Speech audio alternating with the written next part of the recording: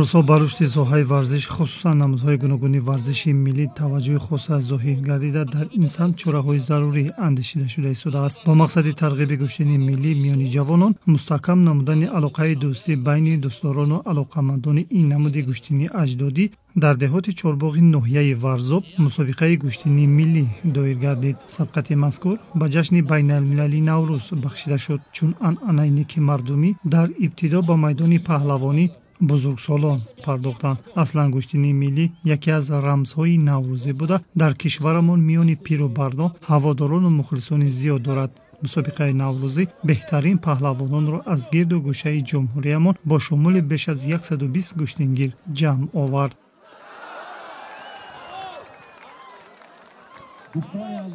نگفته نماند که در این مسابقه بهترین ورزشگران شناخته مملکت بین هم سبقت نمودند و از جانب صاحبکاران از جانب شخصان سخاوت پیشه این محله دهه چارباغ نیز به خاطر باز هم بولیدگردی ورزشگران به خاطر هوسمند نمودن آنها تحفه های ارزشمند نیز گذاشته شد و نگفته نماند که برگزاری این مسابقه ها پیش از همه برای باز هم معرفی نمودن ملت تاجیک، یعنی که ملت تاجیک دارای تمدن خیلی بوی است، یعنی که با همین عنعنه های ملی خود با رسم و آیین خود و مخصوصا با گشتن ملی خود میتوانیم در جهانیان معرفی سازیم. در مسابقه گشتنگیری توجه همون رو بیشتر ورزشگر ریحانه رازق‌زاده جلب نمود. نامبرده در میدان پهلوانی با پسران دست به گریبان انداخت. او بارها در چاره‌بینی‌های نوروزی فعالانه شرکت ورزیده است. مثلا در سال گذشته در سبقت گشتنگیری که در ناحیه ورزاب محض در همین میدان صورت گرفته بود قابلیت خوبی پهلوانی نشان داد و ظفر یافت. نگفته نماند که ریحانه بجز گشتنی ملی باز نازکی‌های جودو را هم می‌آموزد و مشق و تمرین‌های این نمودهای گشتنی را از مربی جمشید قربانوف آموخته است. چند قبل ریحانه در مسابقه جمهوری برای دریافت جام عمران در وزن خویش به گرفتن مقام اول دست یافته بود. در مسابقه گشتنگیری هم از کسب مقام افتخاری بنصیب نماند. من طول 3 سال می شود که در تالار ورزشی تمرین ناحیه ورزاب مشق و تمرین میکنم. من مربی من قربانوف جمشید می باشد. من بسیارتر در همانجا مشق کرده با پسران دست به گریبان می شوند. من در مسابقه جمهوری آید به گشتنی زودو بین نورسان و جوانان رفته اشتراک کرده سزاواری جای نمایان گشته و من 3 رقیب داشتم.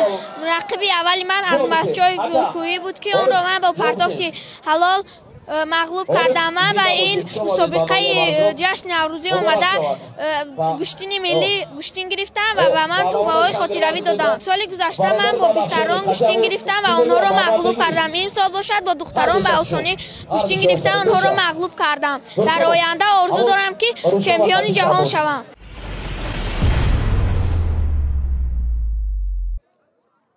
چلونه که گفتیم در مسابقه گشتنی سنتی گشتنگیری نورسان هم شرکت فعال داشتند. از جمله دستپروران تالار ورزشی سامان قوازمای خوب منظور کردند. یکی از آنها سامان ترسونزاده بود که به خردسالی خود نگاه نکرده استعداد بلند پهلوانی نشان داد. سامان هم بجز قاعده گشتنی ملی باز به آموزش نازکی‌های گشتنی ژاپنی جودو فرا گرفته شده است. مورد ذکر است که سامان چند قبل هنرش را در گشتنی برزیلی جیوجیتسو در مسابقه بازی شهر دوشنبه سنجیده موفق شد. با او از پهلوانان نامدار کشور جایزه‌دار بازی‌های تابستانه المپی رسول باقیف و چمپیون جهان اوید به سامبو بهروز خوجه‌زاده پسند است. می‌خواهد در آینده بیشتر در مسابقه گشتنی جودو موفقیت به دست آورد.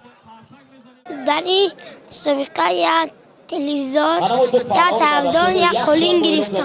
من میخوام که در دیگر مسابقه ها از جای اول گردم و چمپیون جهان شوم. سامان در مسابقه نوروزی گشتنگیری تنها نبود، زیرا برادرش فیروز هم قوازمایی کرد. آنها در برابر آموزش گشتنی جودو به گشتنی سنتی گشتنگیری نیز رغبت زیاد دارند. اندیشه می‌دارند که در حالت خوب از خود نمودن قاعده‌های گشتنگیری می‌توان در آموزش دیگر نمودهای گشتی نیز موفق شد. این مسابقه نوروزی هم به فیروز با برار گذشت. طول 1 سال می‌شود که در تالار ورزشی سامان مشق و تمرین می‌کنم. من در این گشتنگی ملی 2 کس را مغلوب کرده سزاوار جای اول گشتم. تحفه‌های این مسابقه و من خیلی پسند اومد. من در مسابقه جمهوریوی سزاوار جای سوم گشتم و میخوام که در آینده در مسابقه جمهوریوی اشتراک کرده سزاوار جایهای نمایان گردم. асҳоб шарифбеков низ дар толори сомони деҳоти чорбоғ машқу тамрин мекунад. вай ба мусобиқаи мазкур тӯли 4 моҳ омодагӣ гирифтааст. андеша мекунад ки дар натиҷаи мунтазам гузарондани машқҳои дастаҷамъӣ метавон қулаи мақсудро фатҳ кард. чун сидқан машқ кардаву ба мусобиқаи наврӯзӣ тайёрӣ дидааст, ба мақсадаш расид. дар толори ва маҷмӯаи сомон машқ ва фаъолиятури 11 сол мешавад ки машқ ва фаъолият мекунам.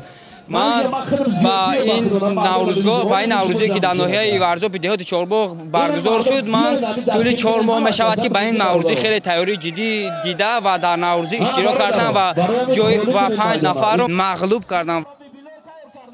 хотирасол менамоянд ки дар ноҳияи варзоб таваҷҷӯҳи наврасону ҷавонон ба гӯштини суннатӣ хело зиёд аст. масалан дар мактаби варзишии ноҳия маҳфили гӯштини миллӣ амал мекунад ва баҳри дар сатҳи лозима ва зарурӣ омӯхтани он мураббиёни соҳибтаҷриба низ ҷалб шуданд. аз ин рӯ мақсади асосии мактаби зикр гардида ҳам ин рушд ва эҳё бахшидани намудҳои миллӣ мебошад.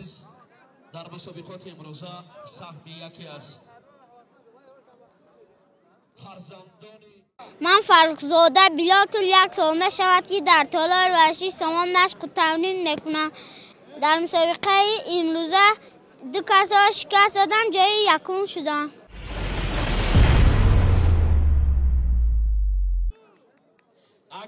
абу муслим қаюмзода зери устоди варзиш рауф ҳукуматов тамрин мегирад. аз фаъолияти машқварзиаш 7 сол сипарӣ шудааст. ширкат дар мусобиқаи наврӯзӣ барои абу муслим маротибаи аввал набуд. мавсӯъ ба майдони паҳлавонӣ бо тайёрӣ хуб омадааст. ӯ хело хуб медонад ки мураббиаш борҳо дар мусобиқаҳои гӯштини суннатии гӯштингирӣ ба натиҷаҳои назаррас ноил шудааст. мақсад гузоштааст ки дар ин чорабинӣ устодашро ноумед насозад.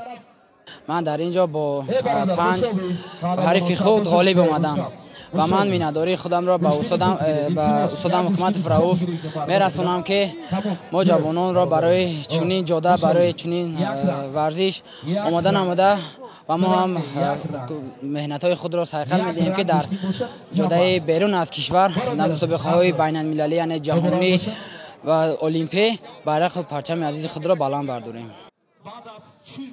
мусобиқаи гӯштингирӣ бо сабку усулҳои хос ва риояи талаботи низомнома ҷараён гирифт. гӯштини миллӣ ки таърихи бои қадима дорад, он ба хусусиятҳои ҷолиби худ диққати олимону мутахассисони олам, махсусан донандагони хуби соҳаи варзиши русро то андозае ҷалб кардааст. аз ҷумла асосгузори гӯштини тарзи самбо дар собиқи иттиҳоди шӯравӣ олими шинохта ва паҳлавони беҳамто Анатолий Харлампиев дар асари машҳури худ барба самбо собит сохтааст ки гӯштини самбо аз сарчашмаи сероби гӯштини тоҷикӣ маншаъ гирифтааст.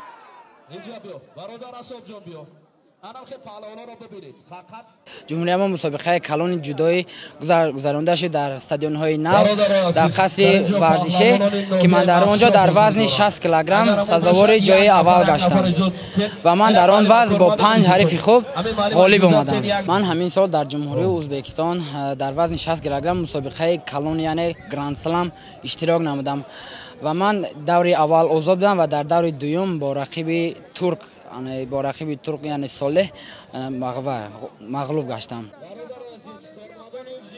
намудҳои миллии варзиш ин қисми фарҳанги миллат мебошад ки решаи онҳо аз таърихи дул об мехӯрад. аз ин лиҳоз нигоҳ доштану инкишоф додани намудҳои варзиш гарави гулгулшукуфонии фарҳанги миллӣ аст. من عبدالله‌زاده موسی در ناحیه ورزاب دهه چهارباغ 4 نفر را غالبیت کردم و میخواستم جای اول را اشغال نمایم. من میخواهم که در دیگر جایهای مسابقوی جای اول را اشغال نموده پرچم جمهوری تاجیکستانمان را بلند بردارم.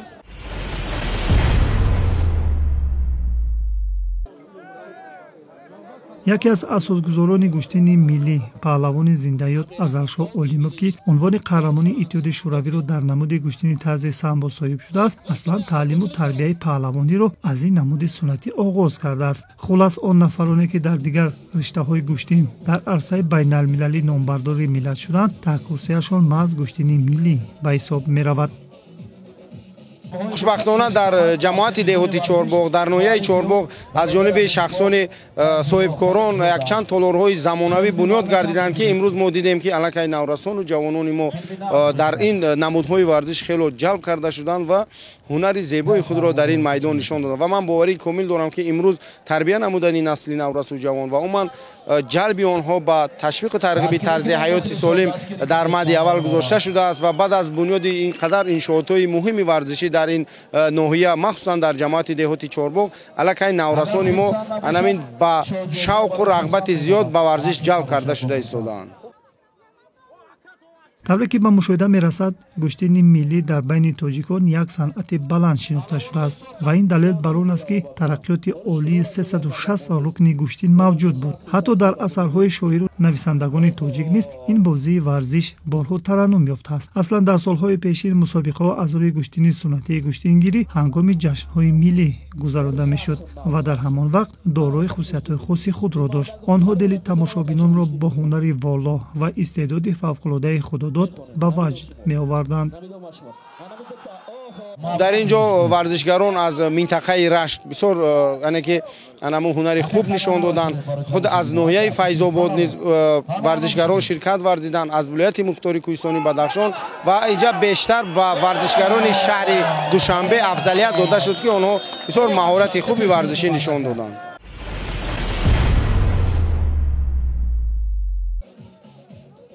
اساساً از قدیم ملایم چی خورد و بزرگ به قوازمایی گوشتین می پرداختند. بدین وسیله سیمای پهلوانان برگزیده را که در اثرهای نظمی و نثری درج یافتند پیش نظر می آوردند که این یک واسطه فارغ شدن از کارهای خواجگی بود. اساساً سالهای پیش مسابقه از روی گوشتین ملی نه فقط در منطقه‌های گوناگون کشور هنگام جشن و علل خصوص در نوروز گذرانده میشد، بلکه چنان معلوم و معروف بود که حتی به اسپارتاکیاد خلق‌های آسیای مرکزی شامل گردید. در دوران صاحب استقلالی به رواج یافتن گوشتین ملی اعتبار جدی داده شد. در همه ناحیه‌ها برای این نمود ورزش شرایط فراهم آورده شده است. بچگان لیاقتمند از استادان نازکای گوشتین را می‌آموزند. هر سال در جشن نوروز در تمام منطقه‌های تاجیکستان مسابقه‌های گوشتین ملی گذرانده می‌شود. همین است که بازی‌های ملی با جشن نوروز رابطه ناگسستنی دارد و از ابتدا تا امروز به دایر نمودن این گونه بازی‌های سنتی استقبال گرفتنش را تصور کرده نمی‌توانیم و پیام واقعی سازنده‌اش جهت شگون و افزایش خیر و برکت، تندرستی، ثروت، خوشبختی و فراوانی در سال نو است. در این دهه زیبا منظر چهارباغ با اشتراک تمام مخلصان گوشتین ملی و بهترین نمون رقابت‌هایی که ورزشگران بین هم رقابت نمودند، یعنی که اشتراکچیان را بولیده آن را خاطر آنها را بالیده نمودند. در اصل در این مسابقه ورزشگران از ولایت مختار کوهستانی بدخشان، ولایت سوق، ولایت خود ختلان، شهر نوی توبه مرکز و شهر دوشنبه شرکت ورزیدند و بینید که در بین آنها بهترین چهره های ورزش الکی معین کرده شد و با آن نفرانی که امروز بین هم رقابت یعنی که گوشتین زیبای ملی خودمان نشان دادن، یعنی که هم مخلصان شد گشتند و هم به هر یکی آنها تحفه های ارزشمند تقدیم کرده شد.